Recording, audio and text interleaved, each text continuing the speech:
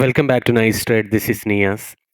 ഇന്ന് ഞാൻ വന്നിരിക്കുന്നത് ഒരു ഡീറ്റെയിൽഡ് കേസ് സ്റ്റഡി ആയിട്ടാണ്. ഇപ്പം ഞാൻ മുമ്പ് എപ്പോഴും ഞാൻ പറയാറുണ്ട്, നമ്മൾ DIIസും അതുപോലെ തന്നെ FIIസൊക്കെ ഇൻവെസ്റ്റ് ചെയ്യുന്ന സ്റ്റോക്കുകൾ പ്രത്യേകം നോട്ട് ചെയ്യണമെന്ന്. കാരണം അവർ അത്തരം സ്റ്റോക്കുകൾ ഒരുപാട് വലിയ അനലിറ്റിക്സിലൂടെയാണ് അവർ ആ സ്റ്റോക്കുകളിലേക്ക് എത്തുന്നതും അതിൽ ഇൻവെസ്റ്റ് ചെയ്യുന്നതും. നമ്മളെപ്പോലുള്ള അല്ല, അത്യാവശ്യം അവർ ക്രോർസ് ആൻഡ് ക്രോർസ് ആണ് ഇൻവെസ്റ്റ് ചെയ്യുന്നത്. മില്യൺ ഡോളേഴ്സൊക്കെയാണ് അവർ ഇൻവെസ്റ്റ് ചെയ്യുന്നത് അത്തരം സ്റ്റോക്കുകളിൽ. അതുകൊണ്ട് തന്നെ അവർ നല്ല രീതിയിൽ അനാലിസിസ് ചെയ്യാതെ അതിനൊന്നും നിൽക്കില്ലെന്ന് നമുക്കറിയാം. നമ്മൾ നോക്കുന്ന FII എന്ന് പറയുന്നത് ഇന്ത്യയിലെ ഏറ്റവും വലിയ FII ആണ്. അതായത് 2,30,000 കോടി രൂപയോളം നെറ്റ് വർത്ത് ഇന്ത്യൻ ഷെയർ മാർക്കറ്റിൽ മാത്രമുള്ള ആ ഒരു FIIയെ കുറിച്ചാണ് ഇന്നത്തെ നമ്മളുടെ ഡീറ്റെയിൽഡ് കേസ് സ്റ്റഡി. അത് മറ്റേതുമല്ല, സിംഗപ്പൂർ ഗവൺമെൻറ് ആണ്. അത് ഗവൺമെൻറ് ഓഫ് സിംഗപ്പൂർ എന്ന് പറഞ്ഞിട്ടുള്ള ഫോറിൻ ഇൻസ്റ്റിറ്റ്യൂഷണൽ ഇൻവെസ്റ്ററാണ് ഇന്ത്യയിലെ ഏറ്റവും വലിയ FII എന്ന് പറയുന്നത്.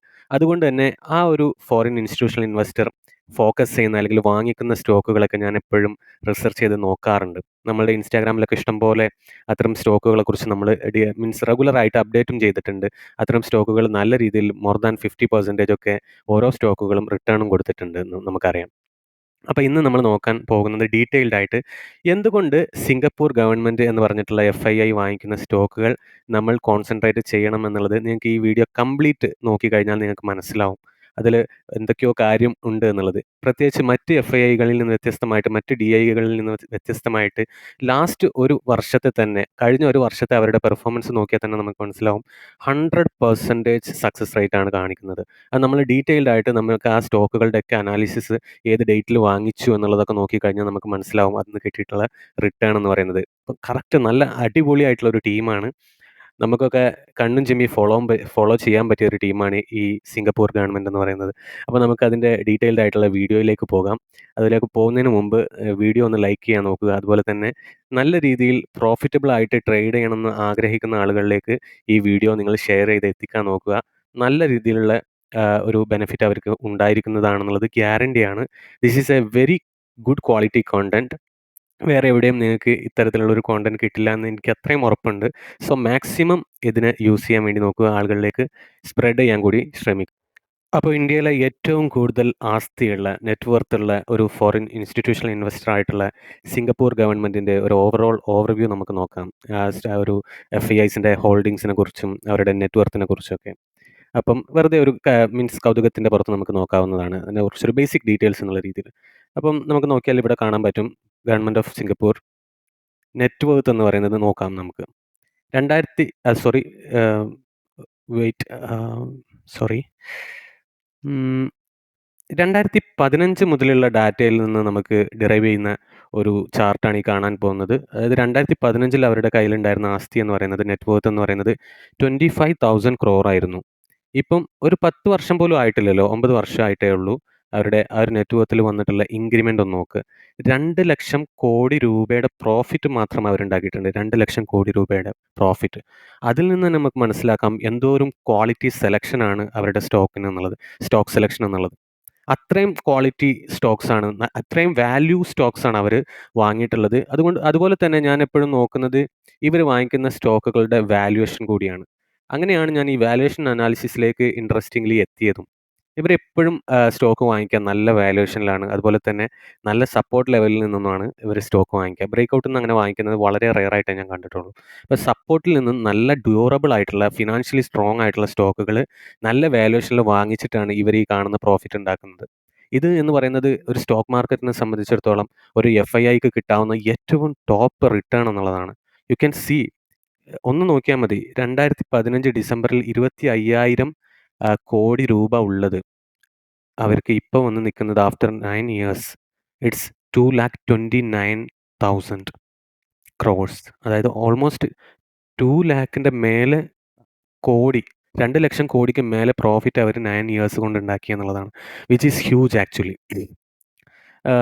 അവരുടെ ഇപ്പോഴത്തെ ഒരു ഹോൾഡിങ്സിൻ്റെ ഒരു കണക്ക് നമുക്ക് നോക്കുകയാണെന്നുണ്ടെങ്കിൽ ഇൻട്രസ്റ്റിംഗ്ലി ഇന്റർഗ്ലോബ് ഏവിയേഷനാണ് ഏറ്റവും കൂടുതൽ അവരുടെ കയ്യിലുള്ളത്. ഏകദേശം 1.6% ഓഫ് ഹോൾഡിങ്സ് വെയിറ്റേജ് അവർക്ക് ഉള്ളത് ഇന്റർഗ്ലോബ് ഏവിയേഷനിലാണ് ഇപ്പോഴത്തെ അറ്റ് പ്രസൻറ്റ് ഉള്ളത് കേട്ടോ. ഇപ്പോൾ അത് കഴിഞ്ഞിട്ട് വരുന്ന വെയിറ്റേജ് എന്ന് പറയുന്നത് ആമി ഓർഗാനിക്സിലാണ്. പിന്നീട് വരുന്നത് Bharat forge, and then Apollo tyres, Aegis logistics, NTPC. ഇതിലേതെങ്കിലും നിങ്ങൾ ഹോൾഡ് ചെയ്യുന്നുണ്ടെങ്കിൽ നമുക്കറിയാൻ പറ്റുമല്ലോ, ഇത്തരം വലിയ വലിയ ടീംസിൻ്റെ അനാലിറ്റിക്സിലൊക്കെ പെട്ട സ്റ്റോക്കുകൾ ഹോൾഡ് ചെയ്യുന്ന ഷെയർ ഹോൾഡേഴ്സ് നമ്മളെ കൂട്ടത്തിലുണ്ട് എന്നുള്ളത്. ബിഗ് പ്ലെയേഴ്സിൻ്റെ കൂടെ മീൻസ് അവരുടെ തന്നെ IQ ലെവലുള്ള ഷെയർ ഹോൾഡേഴ്സ് നമ്മളുടെ കൂട്ടത്തിലുണ്ടെന്ന് അറിയാൻ വേണ്ടിയിട്ട് നിങ്ങളിതിലേതെങ്കിലും ഹോൾഡ് ചെയ്യുന്നുണ്ടെങ്കിൽ ആ സ്റ്റോക്കിൻ്റെ പേര് കമൻറ്റ് ചെയ്യുക.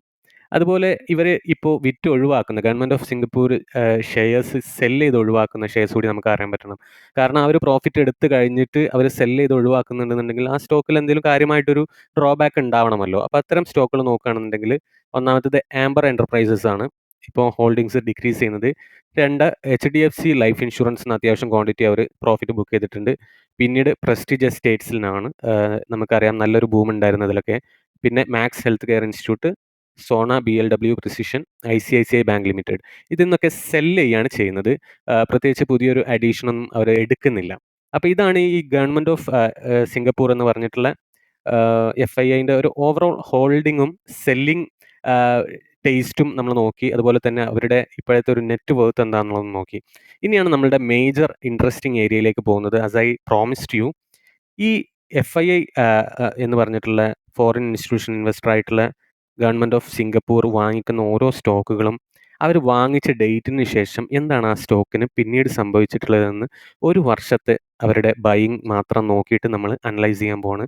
So I welcome you to the chart analysis of the particular stocks. അപ്പോൾ അതിന് വേണ്ടിയിട്ട് നമ്മൾ എടുക്കുന്നത് 2024 കമ്പനി വാങ്ങിയിട്ടുള്ള സ്റ്റോക്കുകളാണ്. കമ്പനിയല്ല, ഈ FII വാങ്ങിച്ചിട്ടുള്ള സ്റ്റോക്കുകൾ. അപ്പോൾ അതിലാദ്യം വന്നിട്ടുള്ളത് ഇവർ വളരെ റെയറായിട്ടാണ് ഇവർ സെലക്ട് ചെയ്യുള്ളൂ സ്റ്റോക്കുകൾ. എപ്പോഴും വാങ്ങിക്കാറില്ല. നമ്മളെ DIIs ചിലപ്പോൾ എല്ലാ മാസവും കുറേ വാങ്ങിക്കാറുണ്ട്. അതിൽ തന്നെ കുറേ പൊട്ടി പോകാറുണ്ട്. ചിലതൊക്കെ നല്ല റിട്ടേണും കിട്ടാറുണ്ട്. പക്ഷേ ഇവരുടെ നോക്കണേ, ഓരോന്ന് വാങ്ങിച്ചതും അറ്റ്ലീസ്റ്റ് ഒരു 50% എങ്കിലും റിട്ടേൺ അവർക്ക് കിട്ടുന്നുണ്ട്. ഒരു സ്വിംഗ് ട്രേഡിനാണ് ഇത് എടുക്കുന്നത് കേട്ടോ. ലോങ് ടേം എടുക്കാം. പക്ഷേ ഒരു സ്വിംഗ് ട്രേഡിംഗ് പെർസ്പെക്റ്റീവിലാണ് നമ്മളിത് ഓരോന്നും നോക്കുന്നത്. ആസ് എ സ്വിംഗ് ട്രേഡർ ഇവർ വാങ്ങിച്ചുള്ള സ്റ്റോക്കിന്ന് നല്ലൊരു ലെവൽ നമ്മൾ വാങ്ങിച്ചു കഴിഞ്ഞാൽ നമുക്ക് ഏകദേശം ഒരു മിനിമം 25% ബുക്ക് ചെയ്തിട്ട് പോകാൻ പറ്റും വിത്തിൻ 2-3 മന്ത്സ് എന്നുള്ളത് നമ്മൾ ഒരു ഇതുപോലെ ചെയ്തിട്ടുണ്ട്. അപ്പോൾ അതിലേക്ക് നമുക്ക് ഡീറ്റെയിൽഡ് ആയിട്ട് നോക്കാം. അപ്പോൾ അതിന് വേണ്ടിയിട്ട് നമ്മൾ ആദ്യം എടുക്കുന്നത് 8 ഫെബ്രുവരിയിലാണ്. 20 ഡിസംബർ നമ്മൾ ഒഴിവാക്കുക. മീൻസ് 2023 നമ്മൾ ഈ ഒരു വർഷം നോക്കുന്നത്. 2024 8 ഡിസംബറിൽ ഗവൺമെൻറ് ഓഫ് സിംഗപ്പൂർ വാങ്ങിച്ചിട്ടുള്ളത് മാൻകൈൻഡ് ഫാർമ ആയിരുന്നു. Let's go to the chart of Mankind pharma.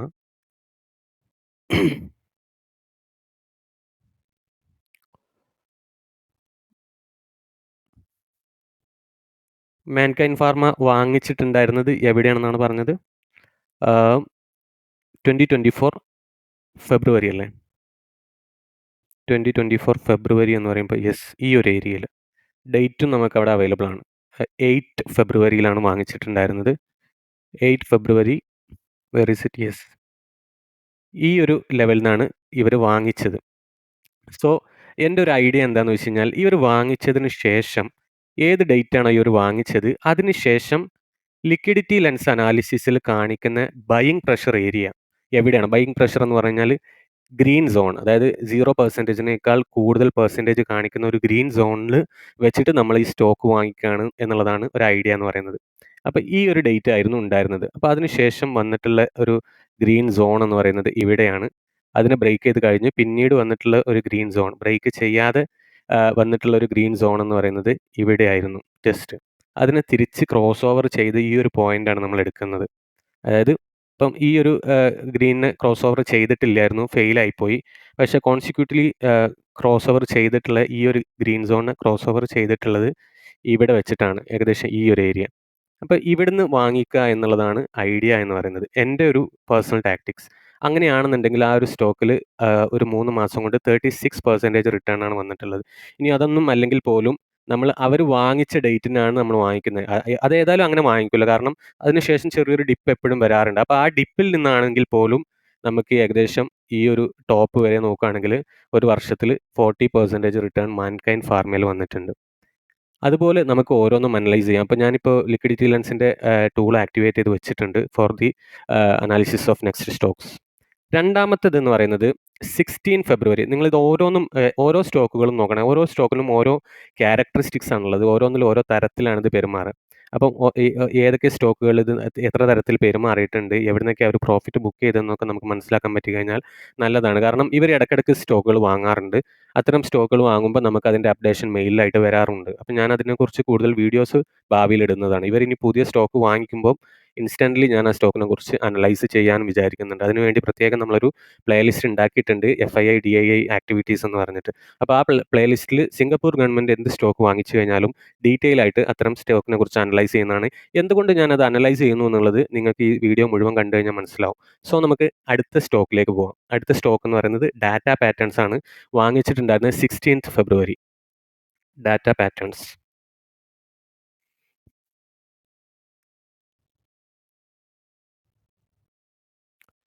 Data patterns 16th ഫെബ്രുവരിക്കായിരുന്നു വാങ്ങിച്ചിട്ടുണ്ടായിരുന്നത്. ഇതാണ് ഇവിടെ ഏകദേശം.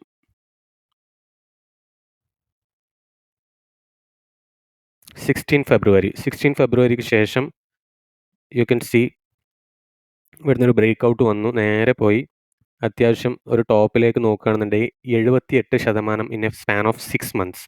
ഇപ്പോൾ ഇവിടുന്നാണ് വാങ്ങിക്കുന്നതെന്നുണ്ടെങ്കിൽ ഞാൻ നേരത്തെ പറഞ്ഞു നെക്സ്റ്റ് ഒരു ബൈയിങ് പ്രഷറുള്ള ഏരിയയിൽ നിന്നാണ് വാങ്ങിക്കുന്നതെന്നുണ്ടെങ്കിലും 42% നമുക്കവിടെ വന്നു.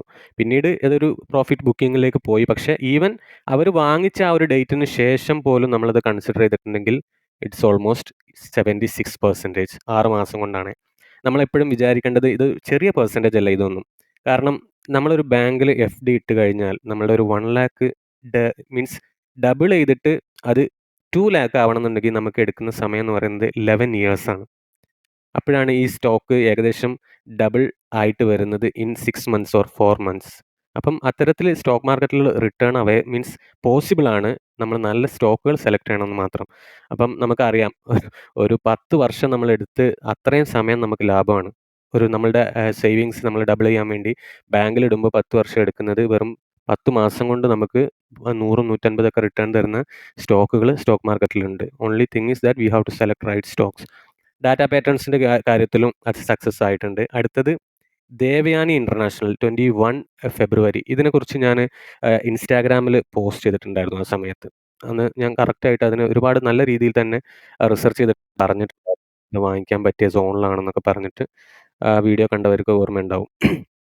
ഇപ്പം നമുക്കറിയാം ഏതായിരുന്നു ഫെബ്രുവരി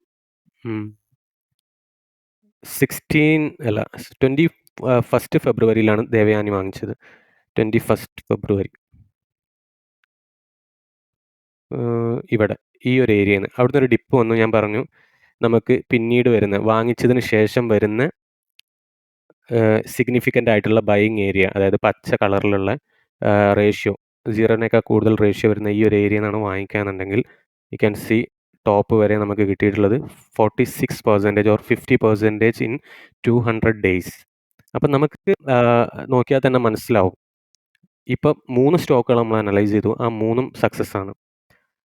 അടുത്തത് 13 മാർച്ചിനാണ് വാങ്ങിച്ചിട്ടുള്ളത് ITC. ഇതിനെപ്പറ്റി ഞാൻ ഒരുപാട് വീഡിയോസ് ഇതിൽ ഇട്ടിട്ടുണ്ടായിരുന്നു. ഇൻസ്റ്റാഗ്രാമിൽ ഒരുപാട് പേര് വാച്ച് ചെയ്തിട്ടുള്ളൊരു വീഡിയോ ആണത്. ഓൾമോസ്റ്റ് 50Kൻ്റെ മേലെ വ്യൂവേഴ്സ് ആ വീഡിയോ ഒക്കെ ഉണ്ടായിരുന്നു. അപ്പോൾ അതിൽ ഒരുപാട് പേർക്ക് ഞാൻ അതിനെക്കുറിച്ച് ഡീറ്റെയിൽസും അയച്ചു കൊടുത്തിട്ടുണ്ടായിരുന്നു. ITC എന്ന് പറഞ്ഞിട്ടുള്ള വാങ്ങിച്ചിട്ടുള്ള ഡേറ്റ് 13 മാർച്ച്. 13 മാർച്ച് ഇവിടെ മാർച്ച് ഓക്കെ. ഇവിടുന്ന് വാങ്ങിച്ചു. അപ്പം ഇവിടൊന്നും നമുക്കൊരു സിഗ്നിഫിക്കൻറ്റ് സോൺ വന്നിട്ടില്ല. പക്ഷേ ഇവിടെ വന്നു. ഇവിടെ വന്ന സമയത്താണ് ഞാനത് കൺസിഡർ ചെയ്യുന്നതെന്നുണ്ടെങ്കിൽ you can see 23% or 24%. Nifty 50 സ്റ്റോക്കാണ്. അതിലൊരു 24% എന്നൊക്കെ പറയുന്നത് is a huge return large cap സ്റ്റോക്കിൽ. അത് കൂടുതൽ സ്റ്റോക്ക് മാർക്കറ്റിനെ കുറിച്ച് മനസ്സിലാവുന്ന ആളുകൾക്ക് അറിയാൻ പറ്റും. അപ്പം ബൈ ചെയ്തതിന് ശേഷം വരുന്ന ഒരു മീൻസ് സിഗ്നിഫിക്കൻ്റ് ആയിട്ടുള്ള ബൈയിങ് പ്രഷറുള്ള ഏരിയ, അതായത് മോർ ദാൻ 0% റേഷ്യോ ഉള്ള ഒരു ഏരിയ എന്നാണ് അതിനെ ഞാൻ ബൈ കൺസിഡർ ചെയ്യുന്നത്. So that's it. ഇതേ സ്ട്രാറ്റജിയാണ് നമ്മൾ ഇനിയും അടുത്ത പുതിയ വാങ്ങിക്കുന്ന സ്റ്റോക്കിലൊക്കെ നോക്കാൻ പോകുന്നത്. മീൻസ് സിംഗപ്പൂർ ഗവൺമെൻറ് വാങ്ങിക്കുന്ന സ്റ്റോക്കുകളിൽ. പിന്നീട് വന്നിട്ടുള്ളത് സിപ്ലയാണ്. 15 മെയ്. സിപ്ല. സോറി, ഇത് സിപ്ലയുടെ ഫ്യൂച്ചർ ചാർട്ടാണ് അടുത്തത്. Cipla spot chart.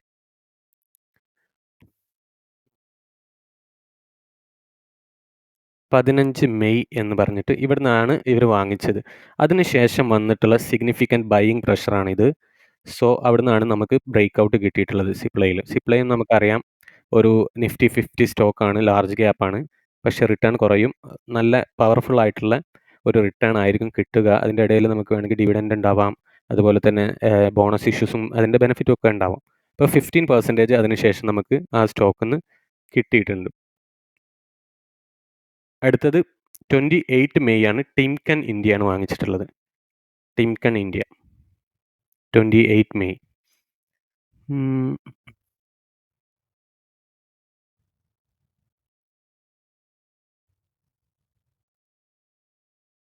ഇവിടുന്നാണ് വാങ്ങിയിട്ടുണ്ടായിരുന്നത് ടിംകൻ ഇന്ത്യ. സി ഏകദേശം 27% അവിടുന്ന് തന്നെ നമുക്ക് കിട്ടിയിട്ടുണ്ട്. പിന്നീട് ഇവിടെ ഈ ഒരു ഏരിയയിലാണ് പിന്നീട് വന്നിട്ടുണ്ടായിരുന്നത് 21% എന്ന് പറഞ്ഞ് ചെറിയൊരു തരത്തിലൊരു സ്വിംഗ് ട്രേഡ് എടുത്താൽ ഒരു 13% ഇൻ 12 ഡേയ്സിൽ നമുക്ക് കിട്ടിയിട്ടുണ്ടായിരുന്നു. മീൻസ് കിട്ടണമായിരുന്നു. അപ്പോൾ ഈ ഒരു സ്റ്റോക്കിൽ മാത്രമാണ് ഞാൻ ഇതിലൊരു ചെറിയൊരു ഫെയിലിയർ കണ്ടിട്ടുള്ളത്. ഫെയിലിയർ അല്ലെങ്കിൽ പോലും നമ്മളുടെ റിസ്ക് മാനേജ് ചെയ്തിട്ടുണ്ടെന്നുണ്ടെങ്കിൽ നല്ല രീതിയിൽ തന്നെ റിട്ടേൺ എടുക്കാൻ പറ്റുന്ന, അല്ലെങ്കിൽ കറക്റ്റായിട്ട് നമുക്കൊരു പൊസിഷൻ ഒക്കെ ഓർമ്മ ഉണ്ടെന്നുണ്ടെങ്കിൽ നമുക്ക് എടുക്കാൻ പറ്റിയൊരു സ്റ്റോക്ക് കൂടിയായിരുന്നു ഇത്. മീൻസ് കൂട്ടത്തിൽ കുറച്ചൊരു ഡള്ളായിട്ടുള്ളൊരു പെർഫോമൻസ് ഈ ഒരു സ്റ്റോക്കിൽ മാത്രമാണ് വന്നത്. പക്ഷേ സ്റ്റിൽ നമ്മൾ ഇപ്പം പറഞ്ഞല്ലോ, ഇപ്പോൾ 31 മെയ്ക്ക് ശേഷം ഇവിടുന്ന് ഒരു എൻട്രി എടുക്കുകയാണെങ്കിൽ പോലും നമുക്ക് നല്ല രീതിയിൽ അതിലൊരു പ്രോഫിറ്റ് ബുക്ക് ചെയ്യാൻ പറ്റുമായിരുന്നു. 24% is not bad actually. Timken India. അടുത്തത് 21 ജൂണിനാണ് വന്നത്. ആസ്റ്റർ DM ആണ് എടുത്തിട്ടുണ്ടായിരുന്നത്. ആസ്റ്റർ DM ഹെൽത്ത് കെയർ വാങ്ങിച്ചിട്ടുള്ളത് 21 ജൂണിനായിരുന്നു. ഇവിടുന്നാണ് വാങ്ങിച്ചിട്ടുണ്ടായിരുന്നത്. ഈ ഒരു ഏരിയയിൽ യു ക്യാൻ സീ ഒരു ബയിങ് പ്രഷർ ഉണ്ടായിരുന്നു. അപ്പോൾ ഇവിടുന്ന് വാങ്ങിക്കുകയാണെന്നുണ്ടെങ്കിൽ അതിനുശേഷം നല്ല ബ്രേക്ക് ഔട്ട് അവർ തന്നിട്ടുണ്ട്. ആ സ്റ്റോക്ക് കിട്ടിയിട്ടുണ്ട്. നമുക്കൊരു 100 ഡേയ്സിൽ 35%. അത് ഗ്യാരണ്ടിയാണ്. അവർ വാങ്ങിച്ച സ്റ്റോക്ക് കുറച്ച് കഴിഞ്ഞാൽ എങ്ങനെയായാലും ബ്രേക്ക് ഔട്ട് തന്നിട്ട് പോകുമെന്നുള്ള കാര്യത്തിൽ ഗ്യാരണ്ടിയാണ്. ഇത്രയും സ്റ്റോക്കുകൾ നമ്മൾ നോക്കിയപ്പോൾ ഇതുവരെ. പിന്നീട് വന്നത് 30 ജൂലൈക്കാണ് PNB ഹൗസിംഗ് ഫിനാൻസ് വാങ്ങിച്ചത്. PNB ഹൗസിംഗ് ഫിനാൻസ്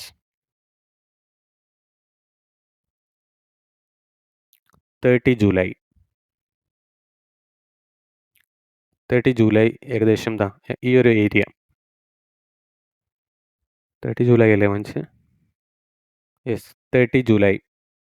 30 ജൂലൈ എന്ന് പറയുന്നത് ഈ ഒരു ഏരിയയിലാണ്. ഈ ഒരു ഏരിയയിൽ ഓൾറെഡി ഇവിടെ നമുക്കൊരു ബയിങ് പ്രഷർ കാണിക്കുന്നുണ്ട് 24 എന്ന് പറഞ്ഞ്. ഓൾസോ ഇവിടുന്ന് ഒരു ബ്രേക്ക് ഔട്ടും നമുക്ക് കിട്ടി. സെല്ലേഴ്സിനെ ടേക്കൺ ഔട്ട് ചെയ്ത ബ്രേക്ക് ഔട്ടും കിട്ടിക്കഴിഞ്ഞാൽ ഈ ഒരു ഏരിയയിൽ നിന്ന് നമുക്ക് break out trade എടുക്കാവുന്നതായിരുന്നു.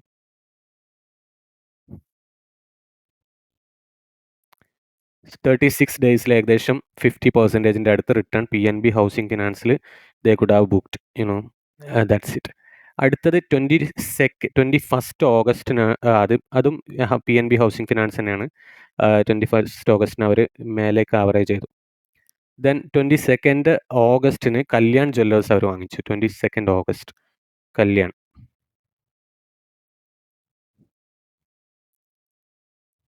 22 August. Were is it? Yes, ഈ ഒരു ഏരിയയിൽ ഇവിടെ നിന്നാണ് വാങ്ങിച്ചത്. സി ഇവിടെ നല്ല സിഗ്നിഫിക്കൻ്റ് ആയിട്ടുള്ളൊരു ബൈ സോൺ ആയതുകൊണ്ട് we can directly enter from that zone. 38 ദിവസം കൊണ്ട് 42% റിട്ടേൺ. കല്യാൺ ജ്വല്ലേഴ്സ് അതും സക്സസ് ആയി. അടുത്തത് PNB ഹൗസിംഗ് ഫിനാൻസ് നമ്മൾ നോക്കി അത് ഇതായിട്ട് വെച്ചിരിക്കുകയാണ്. ആവറേജ് ചെയ്തിട്ടുണ്ടാവും. പിന്നെ മെഡ് പ്ലസ് ഹെൽത്ത് സർവീസസ് 26 ഓഗസ്റ്റിന് കേട്ടോ. മെഡ് പ്ലസ്